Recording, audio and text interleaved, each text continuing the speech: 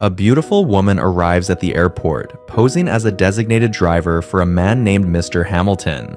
But as they drive off, they're followed by a woman on a bike. The driver makes small talk with her client, introducing herself as Brandy. He seems taken by her, so much so that he suggests they be honest with each other, at least for the short while they're together.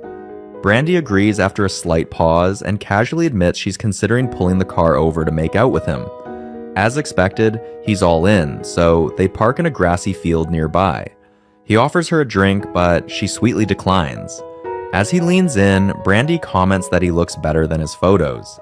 This catches Mr. Hamilton off guard, as she shouldn't know what he looks like before that day, but trusts Mr. Hamilton not to dwell on it, because he's too distracted by the woman in purple lipstick beside him. Meanwhile, the biker woman stops nearby and listens in. It's clear now that she's bugged their car. Back inside, Brandy shifts her tone. Sitting beside Mr. Hamilton, she gently asks what he's done. He's confused until she spells it out. What did he do to warrant an assassin like her? He glances down and sees the gun in her hand. Brandy tells him to answer quickly so she can give him a good death. He laughs nervously, thinking it's some kind of prank, and reaches for his phone. Brandy warns him, but when he doesn't stop, she calmly shoots the phone from his hand. Please don't, please! Don't beg. That instantly gets his attention. He starts to beg, but she cuts him off. She doesn't want begging. She wants the truth. After repeated denials, he finally admits he might know why. But Brandy, looking him dead in the eye, says he doesn't.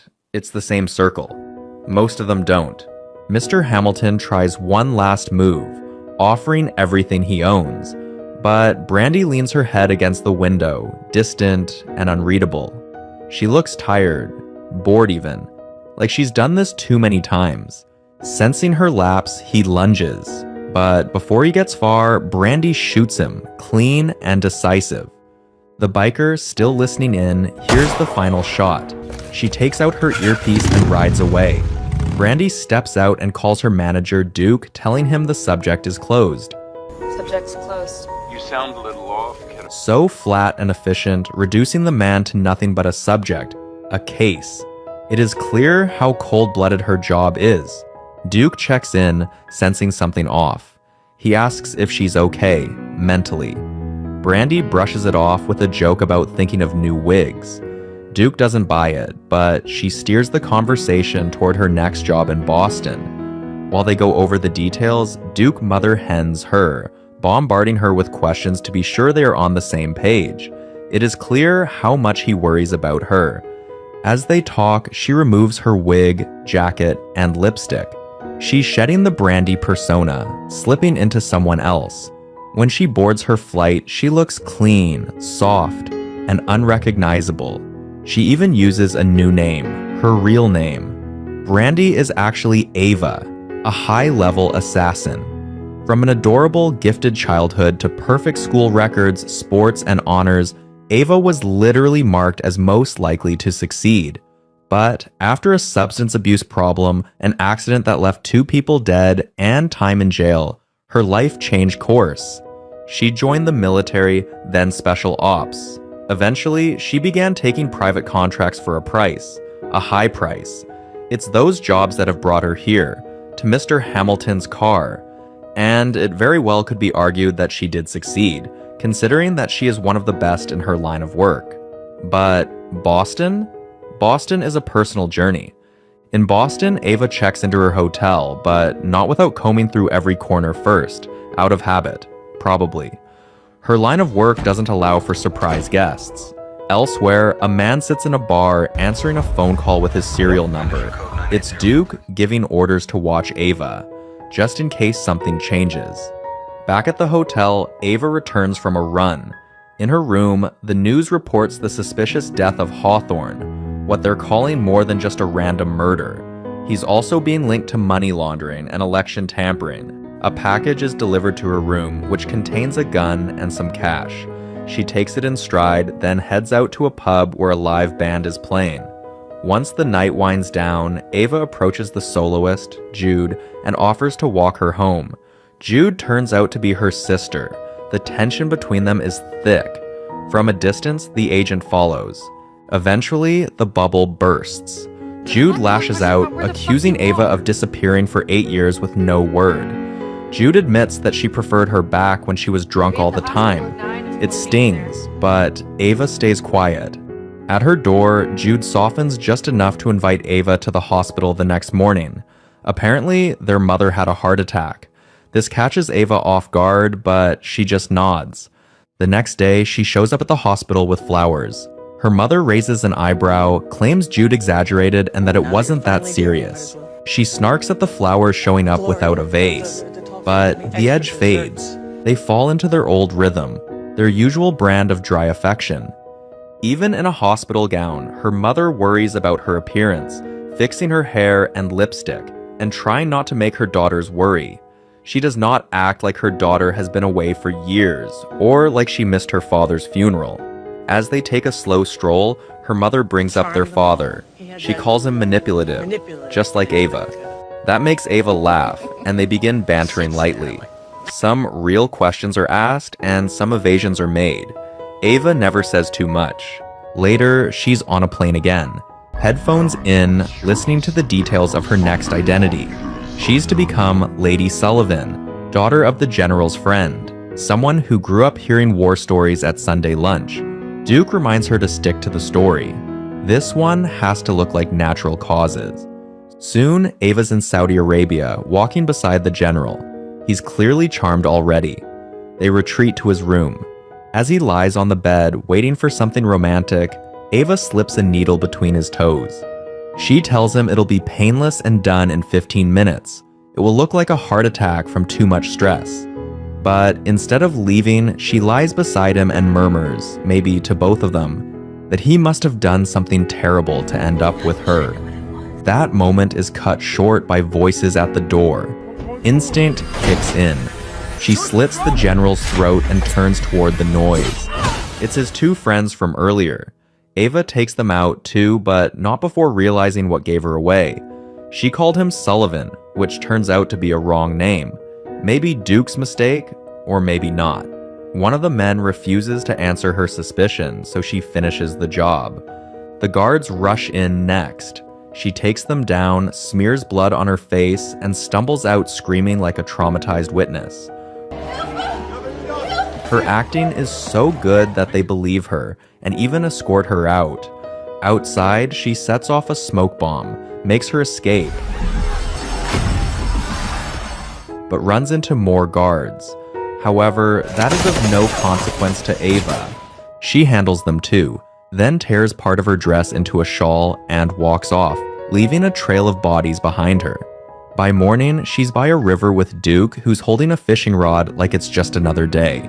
He admits the name slip was his fault. Ava doesn't buy it. She thinks it was intentional.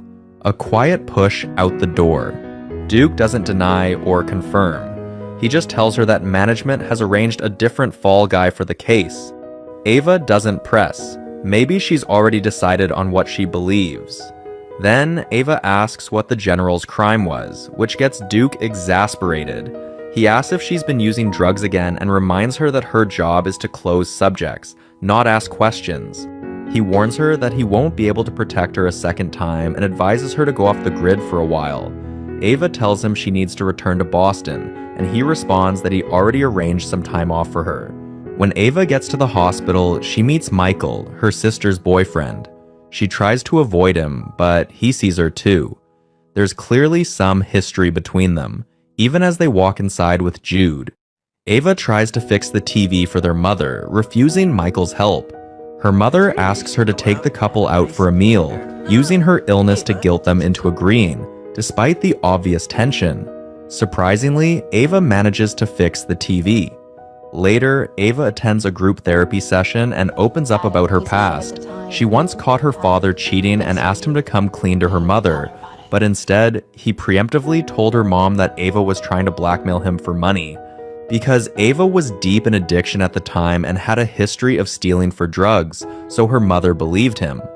Ava is still haunted by the memory of how smug he looked while her mother confronted her. She knew that if she stayed, she might have eliminated him, so she left and joined the army. She only returned after hearing about his demise. Meanwhile, Duke meets with an agent named Simon, who has a woman by his side. Simon expresses concern about Ava, given her unstable history. When Duke tries to calm him down, Simon explodes, saying one of his agents heard Ava talking to her targets again. Duke defends her, saying the Saudi Arabia job was his mistake, not hers, and reminds them that Ava is still their best operative. Simon reluctantly agrees to let her take a break.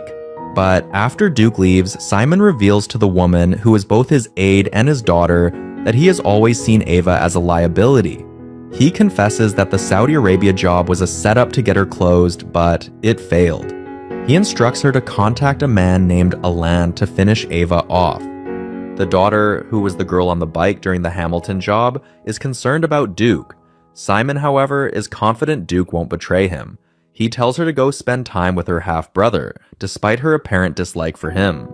Back in Boston, Ava goes for a night jog and notices someone following her. It is Alain. He tackles her and they fight. They seem evenly matched until Ava runs off. Alain fires a shot and approaches her, but she's gone. While he looks around, Ava rises from a water fountain nearby and stabs him upward through the neck with a knife. She throws him into the fountain, washes off the blood, and slips away before the sirens arrive.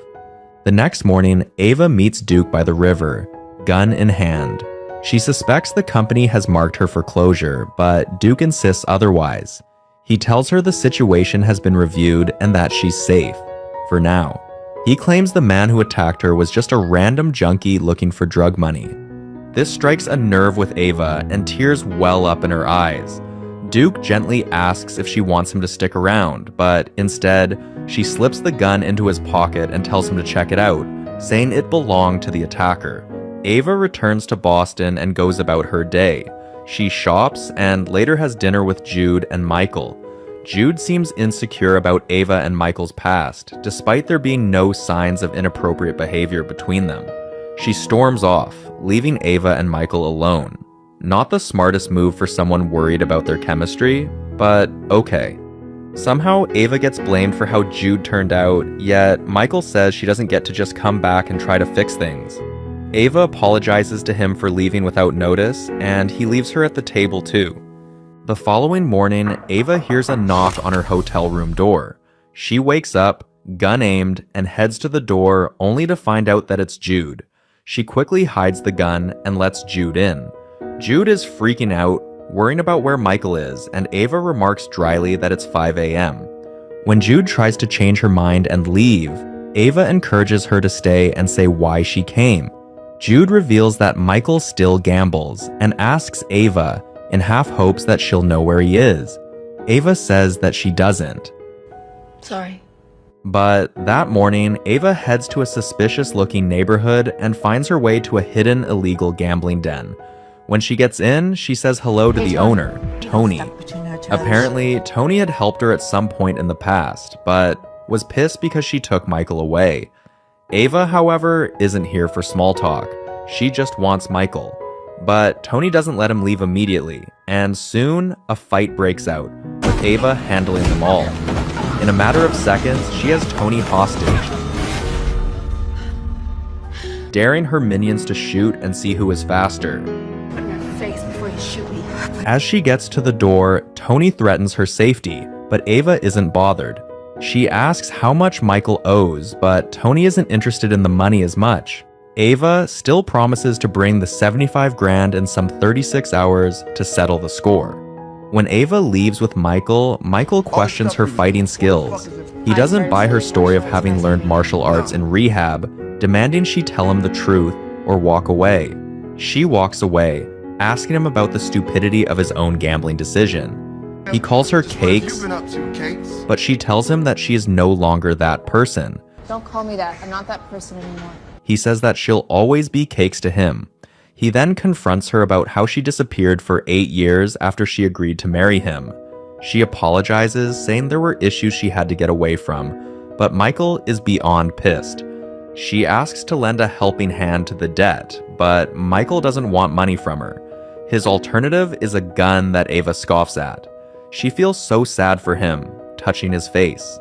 He tells her to stop, that he no longer belongs to her, but to her sister who he is to be married to. At this, Ava walks away with tears in her eyes.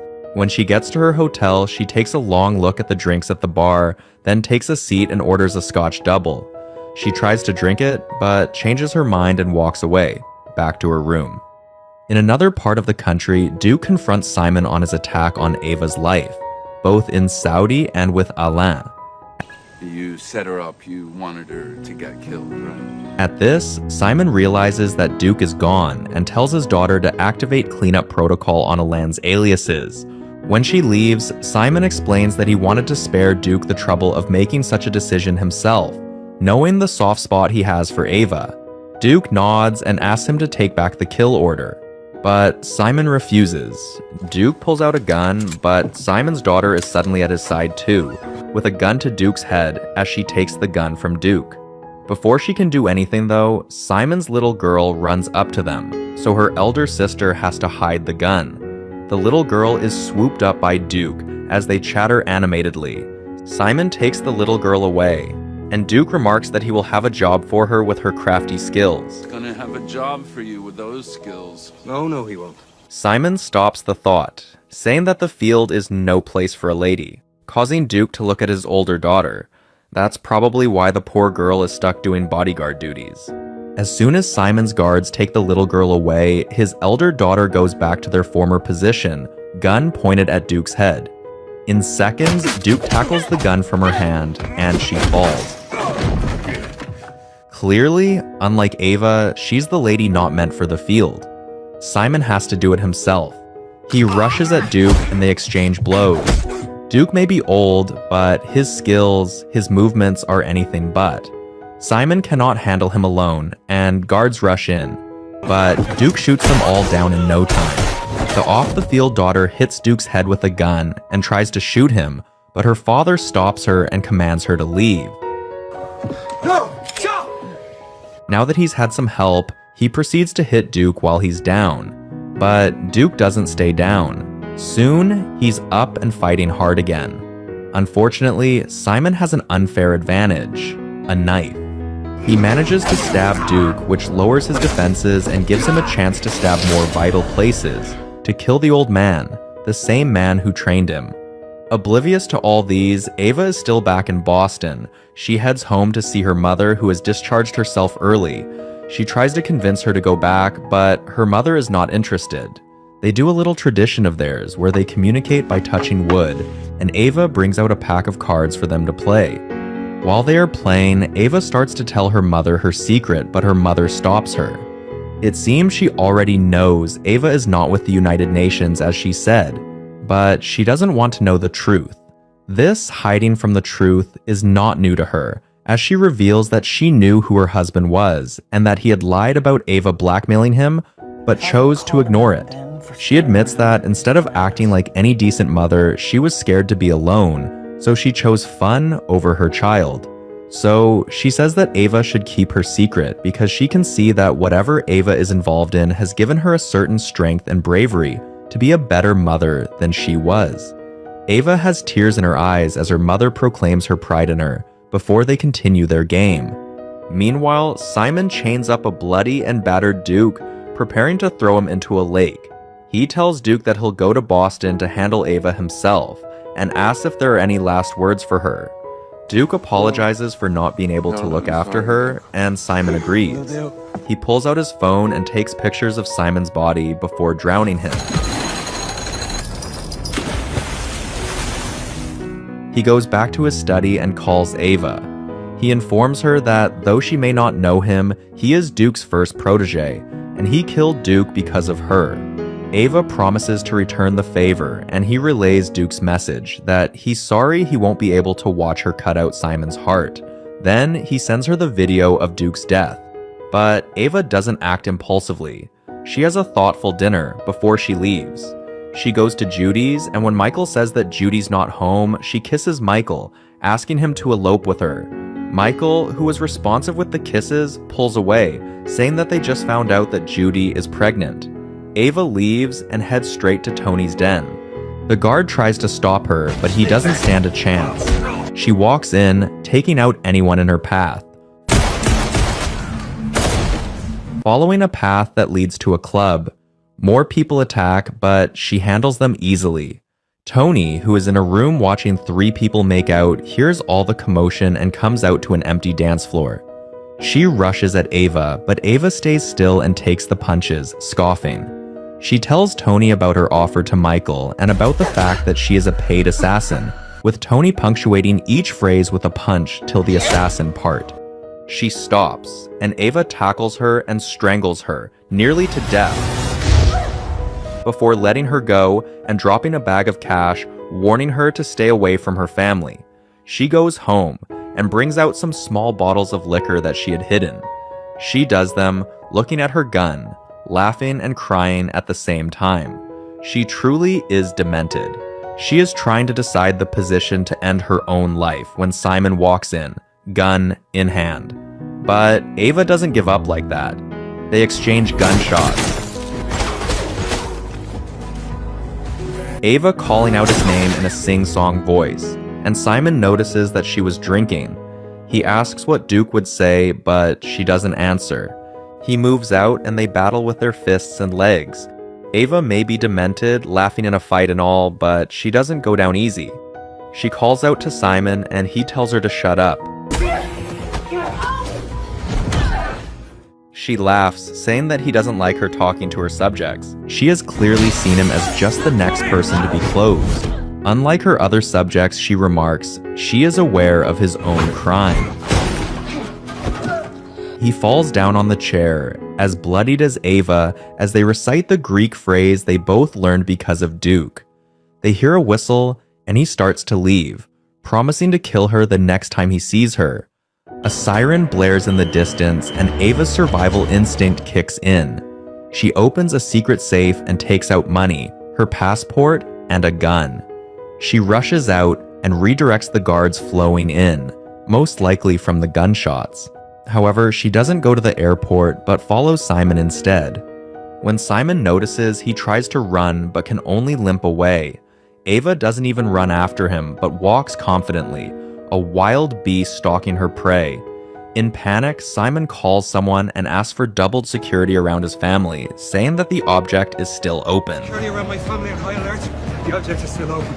He jumps off an overhead bridge to get away and gets lucky, landing on a heap of sand. Ava follows softly. Then, without further ask, she shoots his leg and walks over to the fallen man. He starts to beg for his family, but she doesn't care about them. He tells her that he would understand if she wants to drag out his suffering, but Ava is not that person. She has a plane to catch, remember? She points the gun at his head and asks him to count to 5. Then, she shoots him on 1. 1. She heads to Judy's house and asks to speak to Judy alone. She requests that she leaves with their mother and Michael to anywhere but Europe or the UK and stay low for a month or so. She gives them some money and the details to an offshore account loaded with money. Judy starts to calm her down, asking what is going on, but Ava insists that it is important. She hugs her and tells her to take care of the family, and her baby, and Michael. Michael hands her a parcel that came in for her, and she takes it and leaves. When Judy asks who she is, she replies that she is someone Judy's child should not know. The parcel ends up being a letter from Duke, saying that despite his end, he has never been happier. As Ava walks away, Simon's daughter stalks her, following at a safe distance. Her intentions are still unsure, but this off-the-field agent had better be careful with her in-the-field counterpart.